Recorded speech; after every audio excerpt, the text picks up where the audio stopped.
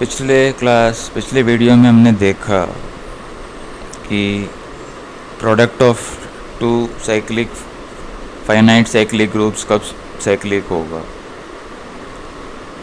वो क्या रिजल्ट हमने शो किया, GH दो फाइनाइट साइक्लिक ग्रुप्स हैं, फाइनाइट साइक्लिक ग्रुप्स।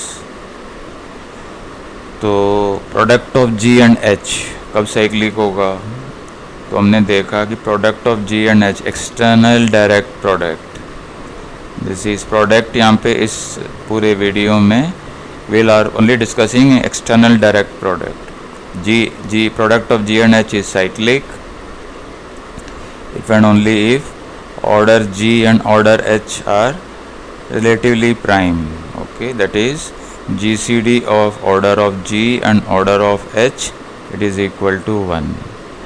इसके बाद कुछ corollaries हैं, उसको डिस्कस करने से पहले let us see some remarks, some questions. Okay, this is question number 7 before going to the next corollary. So let us discuss question number 7, page 174 in from the 8th edition.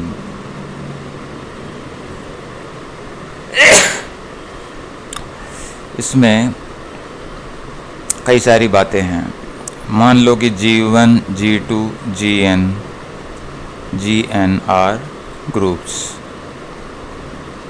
Okay, तो ये question कहता है कि show करो कि the external direct product of G1 and G2, product of G1 and G2 is isomorphic to product of G2 and G1. Okay, it is some sort of a commutativity.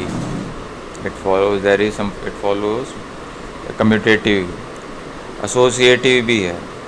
Okay, और कहता है कि इसको n case में क्या होगा कि any rearrangement भी आइसोमॉर्फिक होगा। जैसे product of G1, G2, external direct product of G1, G2 and Gn is isomorphic to an external direct product of any rearrangement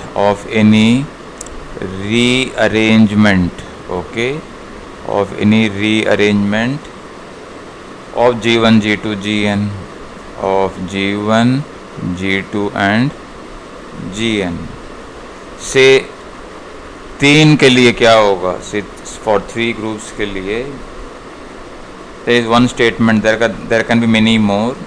Say product of G1, G2 and G3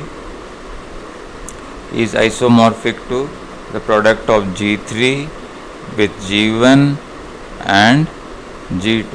Okay, in order can be anything. Okay, फिर we have the third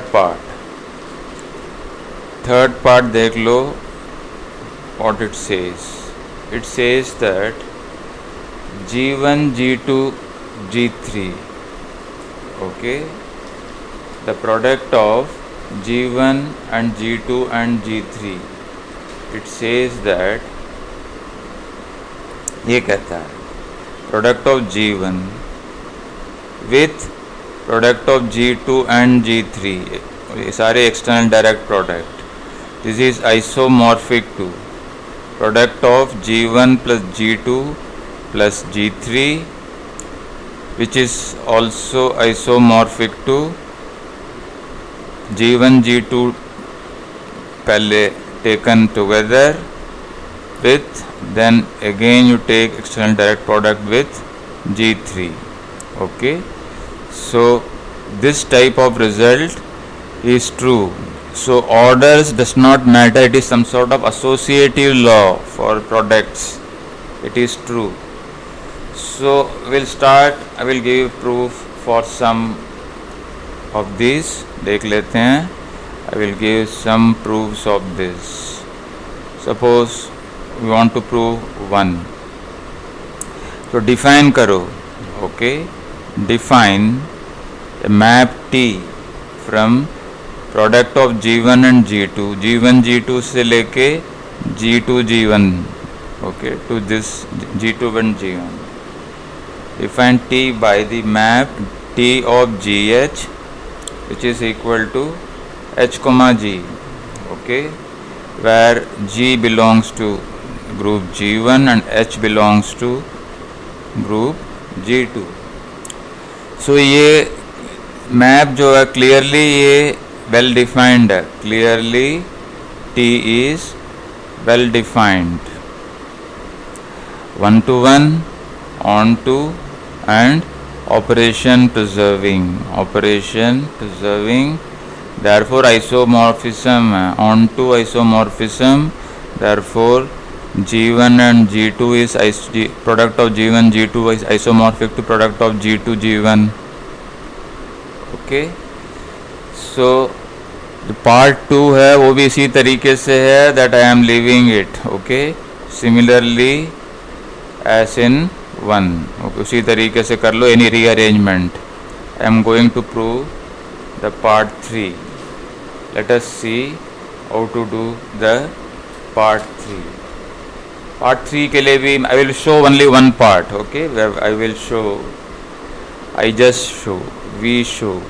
will show only the product of G1 with product of G2 and G3, okay, it is isomorphic to product of G1 G2 G3 like this. देखो इसमें इसके members हैं 2 tuple हैं और इसके members हैं 3 tuple, so these are different, in general different groups होंगे, okay, they are different.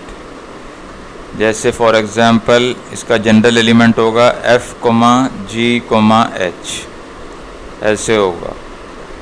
So F G1 से और ये जो GH जो होगा वो G2 G3 से होगा.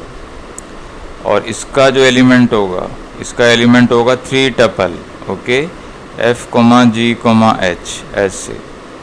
सो as sets they are different sets, लेकिन हम शो करने वाले हैं कि they as groups they will be isomorphic, okay.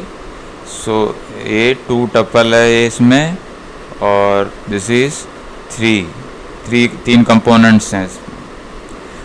Same thing, same idea वही है जैसे पहले पार्ट 1 में किया. डिफाइन या map T from G1, product of G1 पहले, उसके बाद product of G2 and G3 to the product of G1 plus G2 and G3, product of G1 G2 G3 by this map T of. देखो इसमें कई सारे brackets होंगे, सो बहुत ज़्यादा ब्रैकेट्स में कंफ्यूज, सो मैं लिख रहा हूँ फिर भी I will omit some brackets sometimes, okay. तो ये हो गया इसका T का bracket. you can omit the brackets for T sometimes, okay. F, G, H for all F belonging to G1 and for all G belonging to G2 and for all H from the group G3, okay. So show करो कि ये 1-1 है, on to है और defined है, okay. अब देख लो, इसको शो करना ज़्यादा मुश्किल है नहीं, ओके. नाउ फॉर, मान लो हमारे पास F1 F2, okay, suppose we have got F1 F2 from G1 और G1 G2 from G2 and H1, H2 from G3, then it is clear that this 2 tuple, okay, F1, G1, H1, okay, is equal to F2, G2, H2. These will be equal if and only if the F1 is equal to F2 and G1 is equal to G2 and H1 is equal to H2। Okay, एक ऐसे पहले ये दोनों equal होंगे और ये दोनों S ordered pairs ये दोनों इक्वल होंगे। ओके, तो ये दोनों ऑर्डर्ड पैर्स इक्वल होगा तो इसके कंपोनेंट्स पहला G1 G2 के बराबर, H1 H2 के बराबर। तो इस तरीके से this we will get this equivalence. So जैसे ही अब आपको ये वाली इक्विवेलेंस मिल गई बस, सो इसी से आपको 1 to 1 on 2 और वेल डिफाइंड दोनों मिल गए हमें। So therefore T is well defined and 1 to 1। okay, also T is on 2। okay, T on 2 is clear है। okay, कोई भी एलिमेंट लो यहाँ से मिल जाएगा आपको इस तरफ। we just show T is operation preserving। I will just show that T is operation preserving। okay, so कैसे देख लेते हैं। T of प्रोडक्ट ले लो F1, G1, H1 multiplied by product of F2, G1। Okay, G2, H2 इन दोनों का product is nothing but T of F1 F2। Okay, with G1, H1 into G2, H2। okay, this is component wise multiplication which is nothing but T of F1 और F2 और इस ये भी ordered पैर होगा। सो G1 G2, H1 H2 ऐसे। सो और ये क्या मैप है, this is the map we have got F1 F2, G1 G2 और H1 H2। okay, so this is clearly product of F1, G1 and H1 multiplied by F2, G2, H2। so it is equal to T of F, G1, F1 होगा यहाँ पे F1, G1, H1 multiplied by T of F2, G2, H2। okay, we'll continue।